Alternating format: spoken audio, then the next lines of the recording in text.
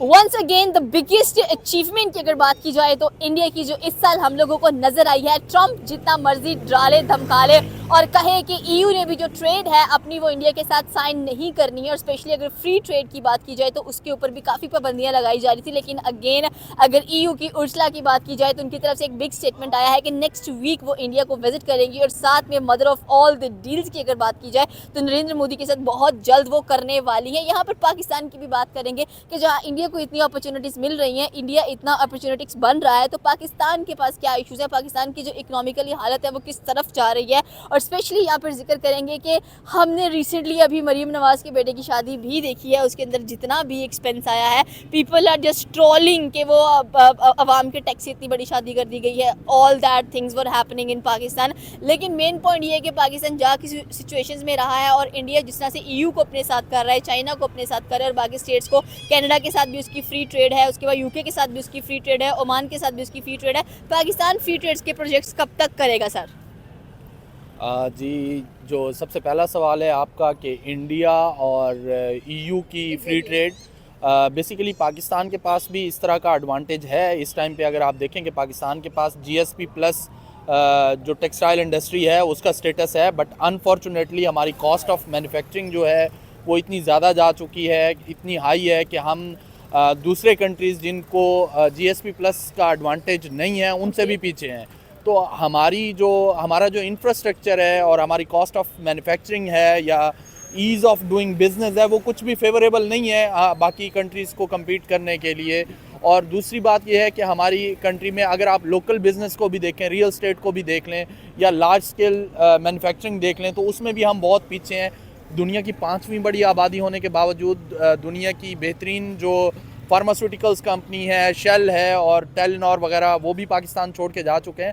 तो हमारा इसमें कोई कंपैरिजन नहीं बनता। उसकी रीज़न एक बेसिक रीज़न ये है कि इंडिया में पिछले 70 साल से 75 साल से उनकी जो पॉलिसीज़ हैं वो वही हैं, और यही वजह है कि वहाँ पे बड़ी बड़ी कंपनीज़ हैं जैसे टाटा ग्रुप है और बाकी कंपनीज़ भी हैं। और पाकिस्तान को ये एडवांटेज नहीं मिला कि 70-75 साल अगर कंटिन्यूटी रहती तो पाकिस्तान को भी शायद आज उस तरह के मैन्युफैक्चरर्स होते यहाँ पे या इस तरह के बिज़नेस टाइकून्स होते, तो हमें भी कोई एडवांटेज मिल रहा होता। तो बेसिकली इंडिया को जो एडवांटेज है वो आईटी का है, और उनकी कॉस्ट ऑफ प्रोडक्शन जो है वो कम है हमसे। और दूसरी बात यह है कि हमारी जिसमें स्ट्रेंथ है वो टेक्सटाइल है, और अनफॉर्चुनेटली वो टेक्सटाइल की एक्सपोर्ट भी कम होती जा रही हैं। और उसके कंपैरेटिवली अगर बात करें हमारे जो आईएमएफ के लोन्स हैं और इसके पैरेलल अगर हम मज़ीद बात करें तो हमारी लोकल इकॉनमी है और हमारे बेल आउट्स पैकेज, अब तो वो सारी चीज़ें ख़त्म हो चुकी हुई हैं, बट हमारा पाक रुपीज़ की डीवैल्यूएशन देखें तो वो बहुत ज़्यादा है। और अगर इसको फ्री ट्रेड छोड़ा जाता है पाक रुपीज़ को, तो मेरे ख्याल में जो इकोनॉमिस्ट प्रेडिक्ट करते हैं कि ये 320 से 350 के बिटवीन फॉल करेगा। तो ये सारी चीज़ें जो हैं हमारे लिए इतनी फेवरेबल नहीं है। तो पाकिस्तान और इंडिया का कोई कंपैरिजन बनता नहीं है। बेसिकली कंट्रीज चलते होते हैं किसी इंडस्ट्री की बेसिस पे जहाँ से उनको कोई रेवेन्यू जनरेट हो, और हमारी जो इंडस्ट्री रही है अनफॉर्चुनेटली वो कुछ ऐसी रही है जिसको हम नहीं कह सकते मीडिया पे, और कह लें कि हम वॉर्स के लिए एक्सपर्ट थे, और अभी अगर कोई किसी वॉर में हम किसी के लिए बेनिफिशियल होंगे तो हमें उसमें फिर डॉलर्स आ जाएंगे। अदरवाइज़ हमारी इकॉनमी जो है डे बाय डे श्रिंक होती जाएगी। इसके पैरेलल यूरोप की जो ये नई पॉलिसी है इंडिया को सपोर्ट करना, बेसिकली यूरोप और अमेरिका ये समझ चुका हुआ है कि उनको चाइना के पैरेलल एक और सप्लाई चेन कंट्री चाहिए जो कि compete कर सके, बेसिकली जो डेमोक्रेटिक सिस्टम रखता हो, ना कि चाइनीज़ पैटर्न उनको सूट नहीं कर रहा। तो ये सारी रीज़न है जिनकी बेसिस पे आप कंपैरिजन नहीं कर सकते पाकिस्तान और इंडिया का। तो India, yes they are more suitable for them as a supplier, yes they have better economy, they have better infrastructure, and let's hope for the best. लेकिन हमारे जिस तरह हालात जा रहे हैं तो ये कोई अच्छी बातें नहीं है। हमने बोला ट्रम्प आएंगे पाकिस्तान, सो थोड़ा सा इधर हो जाए, फ्रेम से आउट हो जाएंगे। ओके सर हमने बोला कि ट्रंप आएंगे पाकिस्तान, बट ट्रंप अभी तक पाकिस्तान नहीं आए हैं और अभी तक आपने देखा कि पिछले साल पुतिन भी इंडिया को विजिट कर चुके हैं। इस बार उर्सुला भी इंडिया को विजिट करने की बातें करी हैं कि नेक्स्ट वीक वो भी इंडिया जाएंगी और उसको विजिट करेंगे और इंडिया के साथ एक मेगा डील्स की जो प्रोजेक्ट्स हैं उनको साइन किया जाएगा। यहाँ पर हम लोग बात करेंगे कि ट्रंप जितना पाकिस्तान के साथ होता है, हमें हमारा वीज़ा बैन हो चुका है। आपने देखा होगा कि 75 कंट्रीज़ को बैन किया गया है एंड उसमें से पाकिस्तान और Bangladesh top of the list हैं और इंडिया को बीच में से साइडलाइन कर दिया गया, उनके वीज़े बैन नहीं किए गए। देखें, अगेन हम पाकिस्तान और इंडिया का कंपैरिजन नहीं कर सकते। ये सारे इंटरेस्ट की बात है। क्या ट्रंप का वो इंटरेस्ट है पाकिस्तान के साथ? तो यकीनन हम कहेंगे कि नहीं। हमारी फॉरेन पॉलिसी में जो निगोसिएशन है वो हमारे नेशनल इंटरेस्ट के लिए you can say is compromise, ठीक है।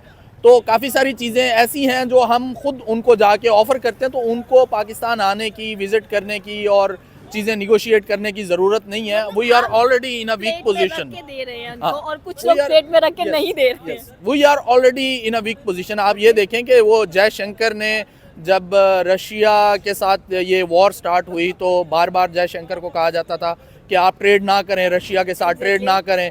तो जयशंकर ने कहा कि हमारा क्या लेना देना है, अगर वो वॉर है तो वो यूरोप के साथ है, वो अमेरिका के साथ है, हमने अपने लोगों को देखना है। तो हमारी तरफ से ऐसी स्टेटमेंट या ऐसी पॉलिसी नहीं थी हमारी गवर्नमेंट की। We always have been under pressure. हमारे इकोनॉमिक कंसर्न जो है वो डिफरेंट है। हमारा सर्वाइवल अमेरिका के बगैर इतना ईजी नहीं है। आप कह सकते हैं कि इतना ईजी नहीं है, बट अगेन हमारी एक स्ट्रेटजिक स्ट्रेंथ भी है जिसकी बेसिस पे हमेशा हम भी कोई ना कोई एडवांटेज लेते हैं, जैसा कि हमने माजी में भी काफ़ी दफ़ा लिया। हमारी इंडस्ट्री नहीं थी तो हम जो कुछ कर सकते थे उसके अगेंस्ट हमने वो एडवांटेज लिया। ये भी एक नेशनल इंटरेस्ट की बात है, जैसे बाकी कंट्रीज़ भी करते हैं इस तरह की और हम भी करते हैं। सर ये बात भी आपकी बिल्कुल सही की आपने कि रशिया को जितना मना किया गया यूएसए ने कि आप रशिया से ऑयल ना खरीदें, इंडिया ने उससे भी ज़्यादा डिस्काउंट में ऑयल खरीदा and one of the biggest कह लें कि जो इम्पोर्ट्स थी इंडिया की उसकी तरफ से, रशिया की तरफ से, वो नज़र आई ऑयल की सूरत में। इनफैक्ट जो यूक्रेन है वो भी इंडिया का हाईएस्ट बायर है डीजल के अंदर। सो इंडिया तो अपने बेनिफिट्स देख रहा है, वो तो ट्रंप की सुन ही नहीं रहा। ट्रंप ग्रीनलैंड परचेज करने की बात कर रहा है, उसमें भी आप ट्रंप की हालत देखिए। अभी उसने जो वेनेजुएला के साथ किया उसमें भी काफ़ी क्रिटिसिज्म मिल रहा है उसको, बट इंडिया टच से मस नहीं हो रहा। उसके लिए जो नेशनलिज्म है, जो वो बड़े नेशनलिस्ट साबित हो रहे हैं अपने लोगों के लिए, वो टिल दी एंड भी नजर आएंगे। देखें, इंडिया और पाकिस्तान की जो फॉरेन पॉलिसी है वो टोटली डिफरेंट है। हम उसमें कंपैरिजन कर ही नहीं सकते। हमारे हालांकि चाइना के साथ हमारे स्ट्रेटजिक रिलेशंस बहुत अच्छे हैं, बट हमारे हमेशा डेविएशन होते रहते हैं। इवन सम टाइम चाइनीज़ भी कंफ्यूज होते हैं कि यार ये किस तरफ इन्होंने जाना है, करना क्या है। बट हम उसमें बैलेंस भी कर लेते हैं, सम टाइम नहीं भी करते। तो जो इंडिया की फॉरेन पॉलिसी है वो बड़ी क्लियर्ड है, उनके नेशनल इंटरेस्ट में बिल्कुल कॉम्प्रोमाइज़ नहीं है। और वो जैसे उन्होंने अभी आप देखें कुछ अर्सा पहले उन्होंने काफ़ी सारे इंडियंस डिपोर्ट भी किए हैं। हाँ और इस तरह शायद पाकिस्तानी भी करें, उनके प्लान में बाकी कंट्रीज़ के भी कर रहे हैं, लेकिन उसके अगेंस्ट इंडिया ने भी उनको रिएक्शन शो किया है। शायद अगर पाकिस्तानी होते तो कभी भी ना करते। जैसे अभी पाकिस्तानियों के वीज़ा बैन किए हैं तो हमारी गवर्नमेंट की तरफ से कोई ख़ास रिएक्शन नहीं जाएगा। बहुत शोर है उनकी तरफ से। सॉरी, हम अपनी जो फौज है वो गजा में भेजने के लिए रेडी हैं कि हमारी जो फौज, no doubt Pakistan army is strong army, हम भेजते भी हैं, यूटिलाइज भी करते हैं इनको। But the point is that कि बाकी किसी जहाँ पे भी कहीं ज़रूरत होती है वहाँ पर बाकी मुल्क की आर्मी क्यों नहीं जाती? पाकिस्तान देखें, अभी इस पे क्लियर डिसीजन नहीं हुआ कि हमारी फ़ौज गजा जाएगी या नहीं। और दो चीज़ें हैं, एक स्ट्रेटजिक डिसीजन है और दूसरा हमारी कौम का जो है इमोशनल फैक्टर है। तो ये किसी भी गवर्नमेंट के लिए इतना आसान डिसीजन नहीं होगा।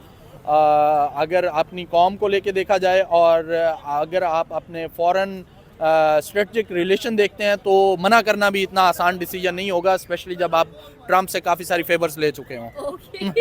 यहाँ पर अगर हम लोग सेनेट की बात करें अमेरिका के, तो वो बड़ी बड़ी बातें करते थे कि इंडिया जो है वो गुलाम है हमारे, हमने उन पर हुक्मरानी की हुई है। तो हम कैसे किसी हुक्मरानी किसी स्लेव को इतना बड़ा चांस दें कि वो वेस्ट के ऊपर आकर थोड़ी सी हुकूमत करे या उनकी ट्रेड इतनी बढ़ जाए? देखें, अगेन अगर आप देखें इस टाइम जर्मनी की सबसे बड़ी ट्रेड जो है वो इंडिया के साथ है और चाइना के साथ है। यार इनका बहुत शोर है। एनीवेज, जर्मनी की सबसे बड़ी ट्रेड जो है वो चाइना के साथ है, इंडिया के साथ दूसरे नंबर पे है। इसमें ये नहीं कहा जा सकता, अब एक इंफॉर्मेशनल वर्ल्ड में रहते हैं हम, अब नहीं कह सकते, इवन इंडस्ट्रियल वर्ल्ड से भी बाहर आ चुके हैं, तो हम ये नहीं कह सकते कि अब फलां स्लेव था फलां स्लेव नहीं था। हिस्ट्री में ये नॉर्मल रहा है, जैसे फ्रेंच ने रूल किया ब्रिटिश पे, फिर ब्रिटिश ने रूल किया फ्रेंच पे, तो गोरों में भी अगर आप देखें तो वो एक दूसरे पे रूल करते रहे, तो ये इट्स ओवर नाउ, ये हिस्ट्री है, इसमें इकोनॉमिक वर्ल्ड में ऐसा नहीं होता। ओके, ये थी पाकिस्तानी अवाम की राय कि अगर देखा जाए जिस तरह से EU इंडिया को काफ़ी ज़्यादा सपोर्ट कर रहा है और ट्रम्प के इतने धमकाने धड़काने के बाद भी अगर देखा जाए तो इंडिया टस से मस नहीं हुआ है और India on the back of the point नज़र आता है, बल्कि इस बार ट्रम्प बैकफुट हुआ है। और अगर ट्रम्प की डिस्कशंस की जाए तो ट्रम्प ऑलरेडी बुखला चुके हैं 2026 के अंदर। आपकी क्या राय है नीचे के कमेंट सेक्शन में बता सकते हैं। हमारे चैनल को सब्सक्राइब करना बिल्कुल मत भूलिएगा। तो मिलता है